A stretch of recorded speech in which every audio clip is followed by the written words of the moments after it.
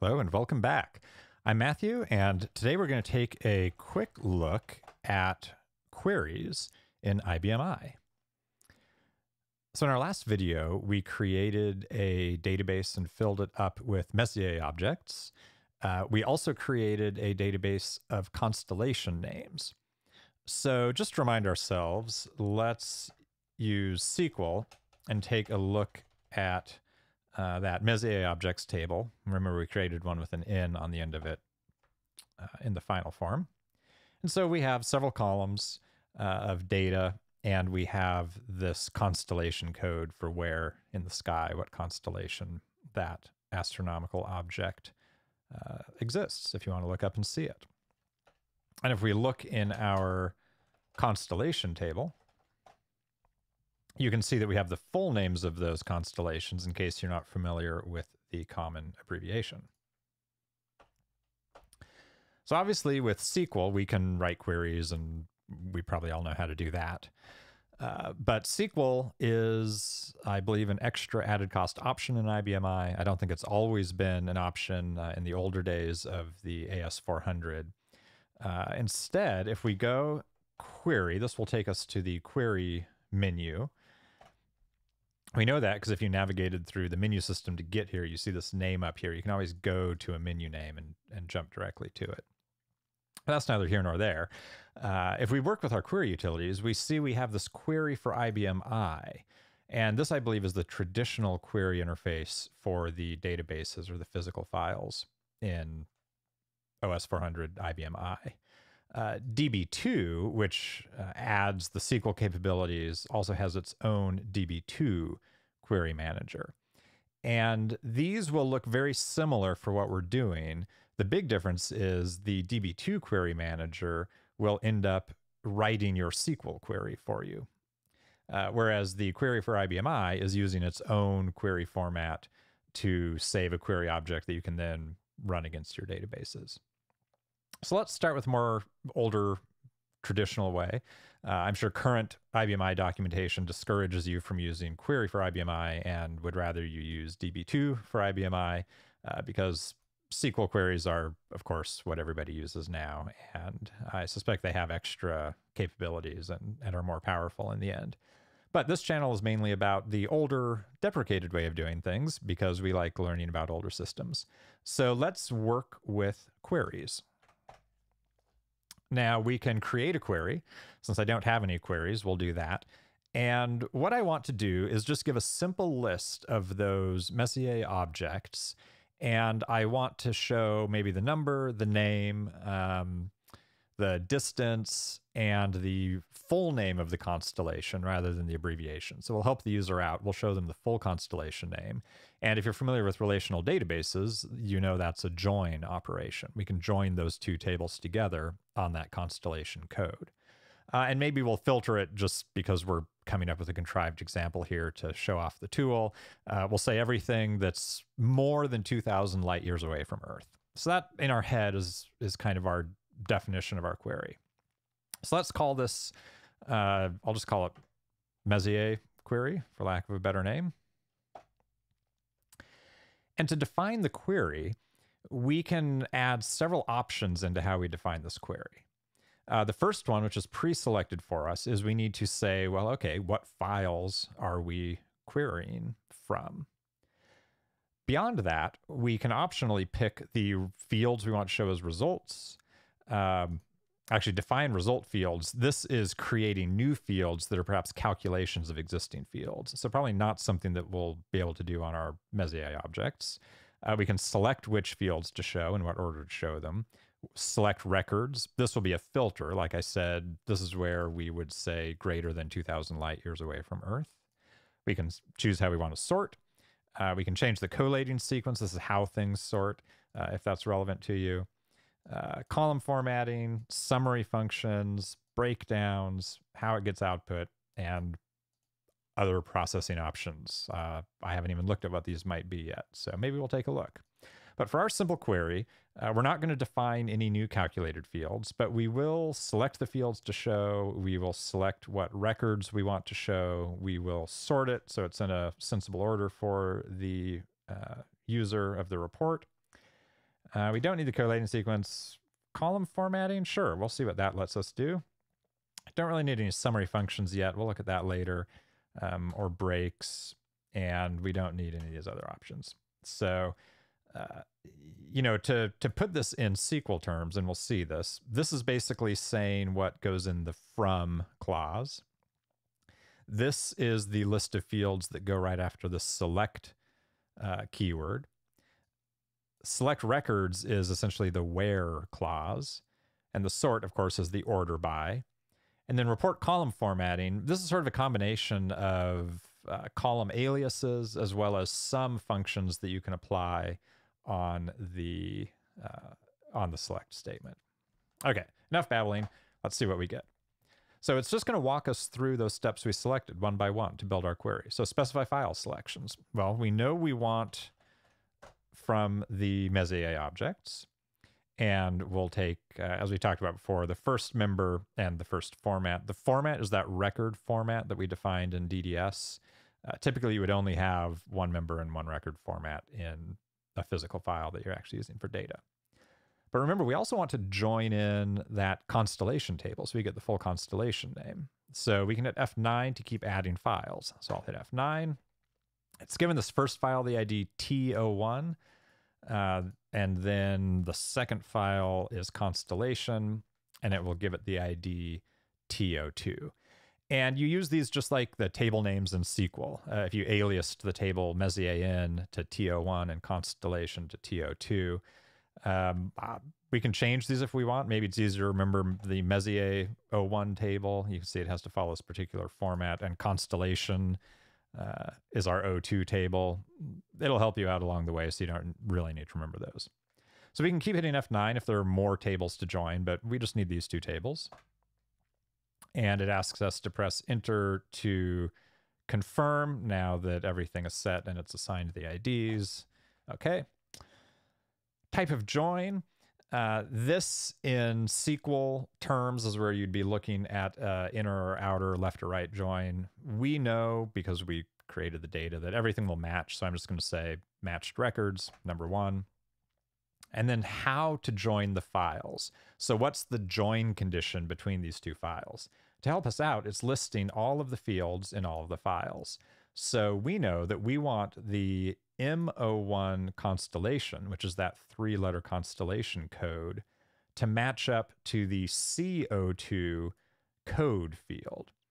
And again, these were those ID names that we assigned the files. So M01 is our Messier objects file. C02 is our constellation name file.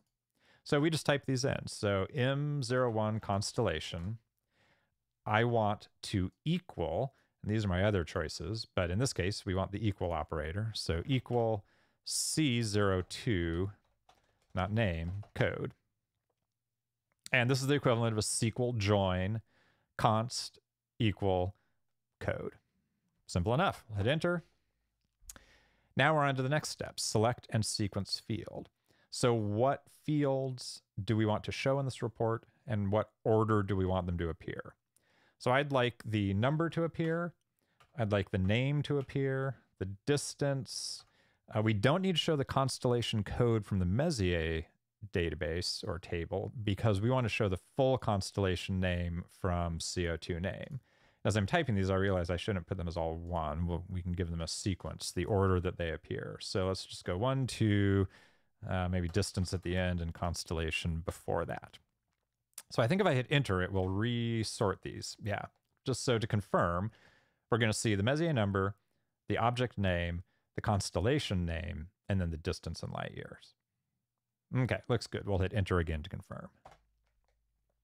Select records. This is the where clause. So at the beginning, I said we only want to see objects that are greater than 2,000 light years away from Earth for whatever reason. Doesn't really matter. But here, again, I'm given a reminder of here are the fields available to me. And I can just say M01 dot distance light year, M01 dot distance light year.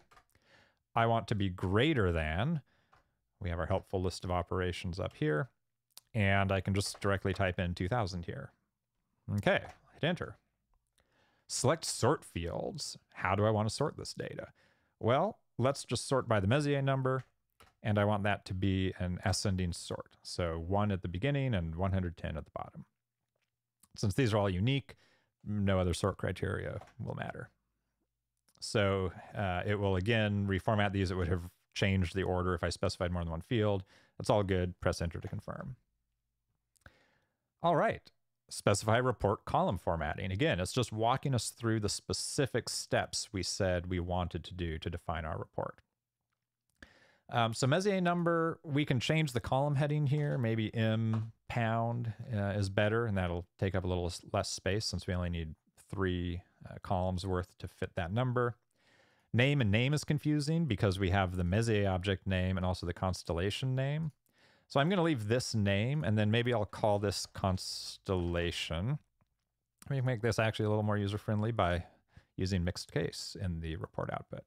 If we want to truncate these fields or leave more space, we can do that. But really, in this case, I think our report will be fine just with these nice friendly names. You can see there's more. Remember, we have our distance field as well. So here I might say distance in light years. That may be, I don't know, user-friendly label. Hit enter. And now we've defined the query. It gives us a little reminder. We've done all of these steps. That's all good. You can see we can select more options if we want to go back and change it, or we can hit F3 to save or run the query. Let's hit F3. So we will save this query, and we can run it right now. We can run it in batch. This might be if you want it to go to a printer output or something like that, or do not run. Well, heck, we just wrote this query. Let's see what the results are.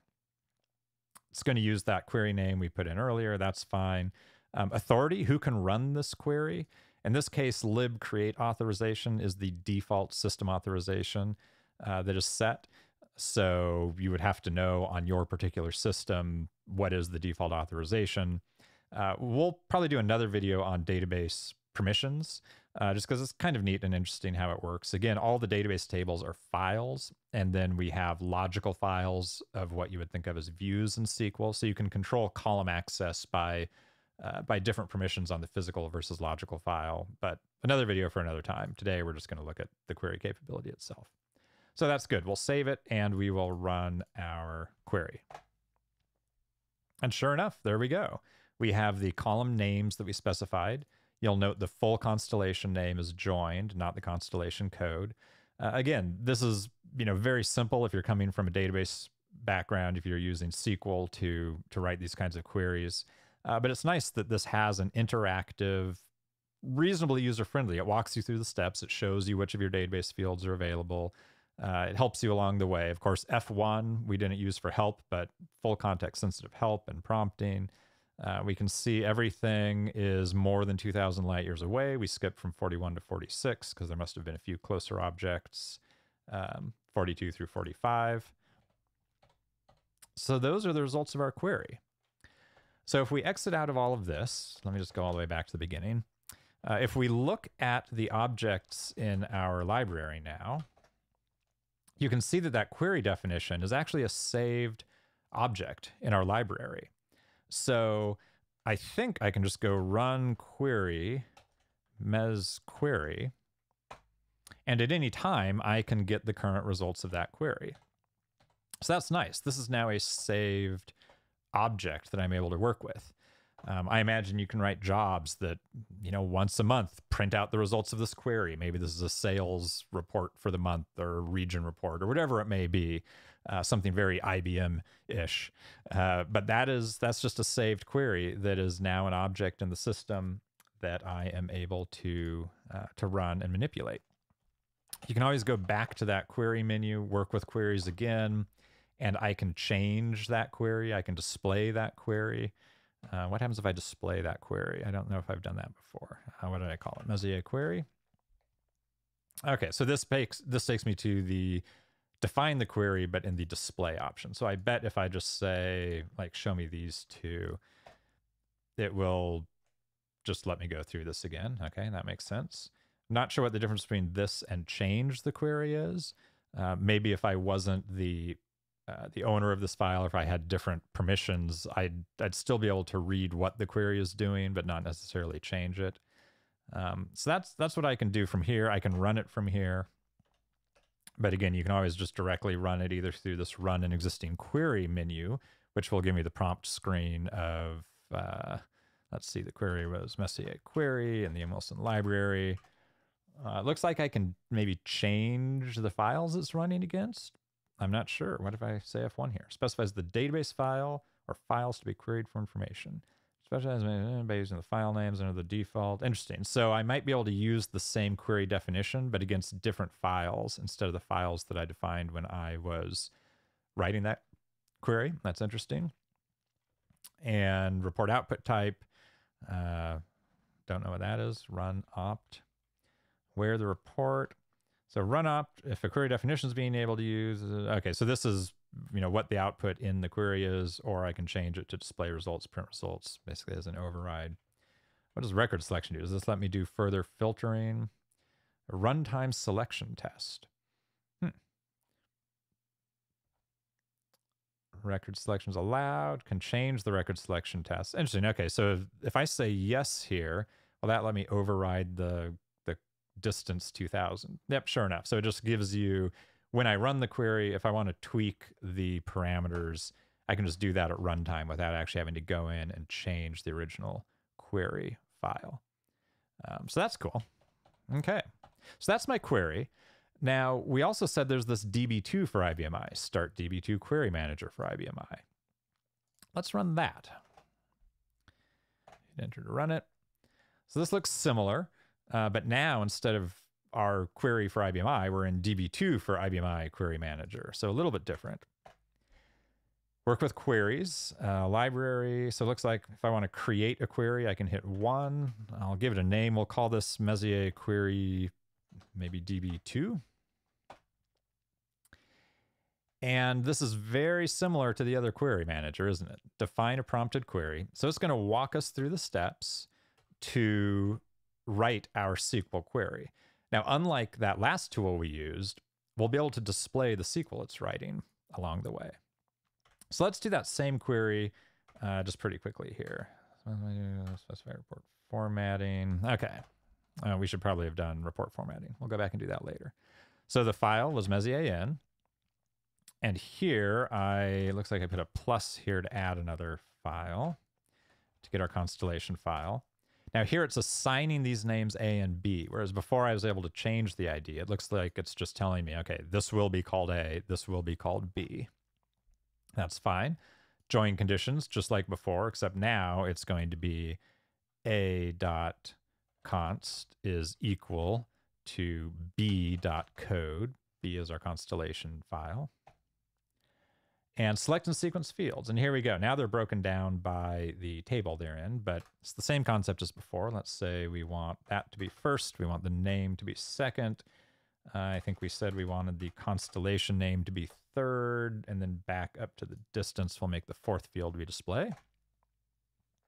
So it's resequenced those, bring them up to the top, and yes, I'm happy with that sequence, so I'll hit enter to confirm. Select records.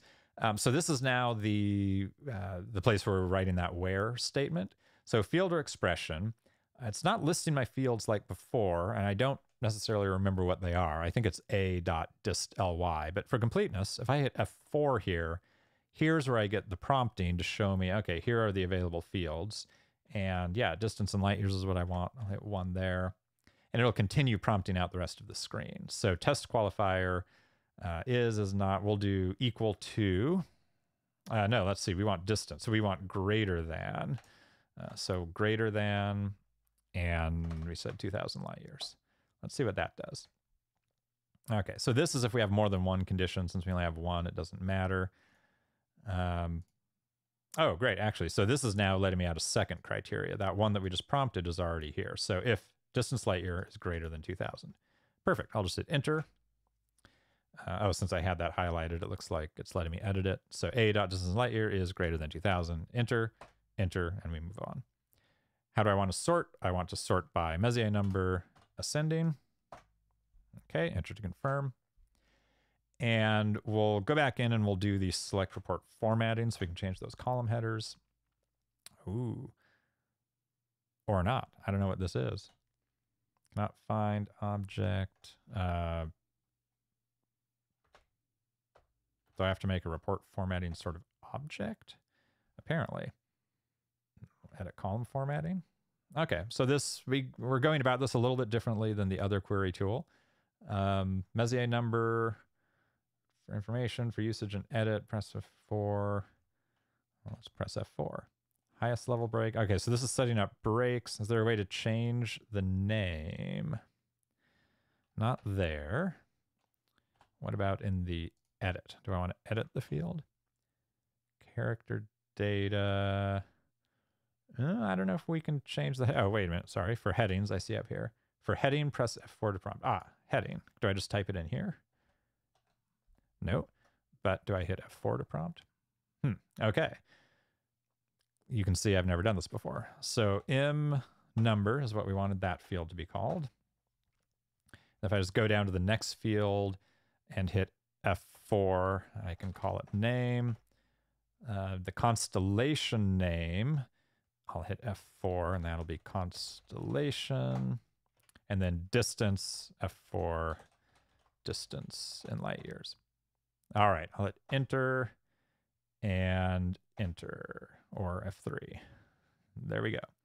Save and exit. Okay, so this is the query we created. And it looks like, yeah, the formatting, it's actually going to create some kind of format object as well. So it's stored separately from the query, which is interesting because ultimately this is all just being done with SQL. So save and exit. Okay. Looks like it's there twice now. So let's go in. Can I run? Yeah, 9. Let's run that query. And my options are interactive. That's fine. We'll do everything. Interesting. So you might be able to change the formatting at runtime, but let's just run it as is. Okay, perfect. So it picked up the format file. We see our column names. The results look a little bit different than before, but they are the same results. Let me click out of that for you. Okay. So 2 ways to do the same thing. Query results will be deleted. Press enter to delete. Okay. Let's convert to SQL. And what do I want to call the SQL query? Type SQL query name. Let's call it SQL. So we can have, so if I display that, here we go. So you can see it just writes the SQL, which is exactly what you'd expect. Select those columns from the tables. It's doing my where here, and it's doing the join just as an extra where. So it's not using the join keyword. If I had selected a different join type, it would probably have to have brought that into some kind of join keyword. But this is perfectly valid SQL. It works for a simple table join between these 2 tables. And then our order by clause. So it does not have the column rename in the SQL. So that is interesting in that it looks like the query, but then how it reformats the output are really 2 different things through this DB2 for IBM I query manager.